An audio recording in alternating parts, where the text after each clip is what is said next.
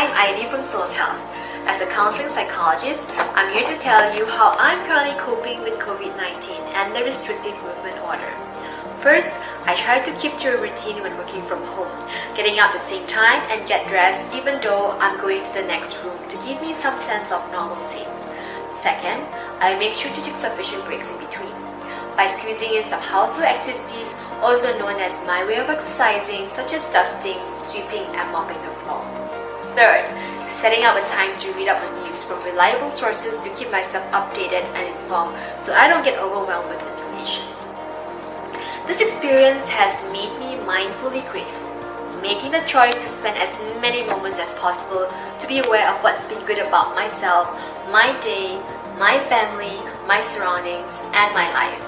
As Anais Nin says, we see the world not as it is, but as we are. Focusing on the present moment and taking one day at a time keeps me calm and grounded.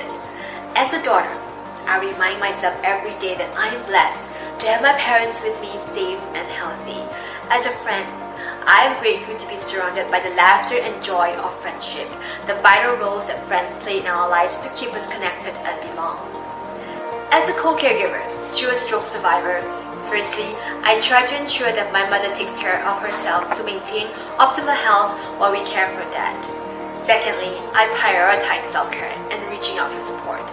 Psychological and physiological stress is expected as part of long-term caregiving, so staying positive is crucial in caregiving situations. Caring for the loved one that is vulnerable to the virus, especially when their immune system has weakened due to limited mobility, is challenging during the restrictive movement order. Having had 2 strokes in the past, my dad is at greater risk of complications from COVID-19. As best as possible, I try to minimize the risk of exposure by staying home, practicing safe hygiene, sanitizing, and keeping a distance. Adapting to change and being flexible to embrace the new normal allows us to regain some stability in our family system. I believe we will learn, grow, and move beyond this experience more resilient. We try our very best at home to adapt a new routine, keeping that active in mind and body. Our family is hopeful and believe that this too shall pass. I'm open to sharing my insights and exchanging knowledge with caregivers caring for a loved one long term. So this is how I cope. How do you cope?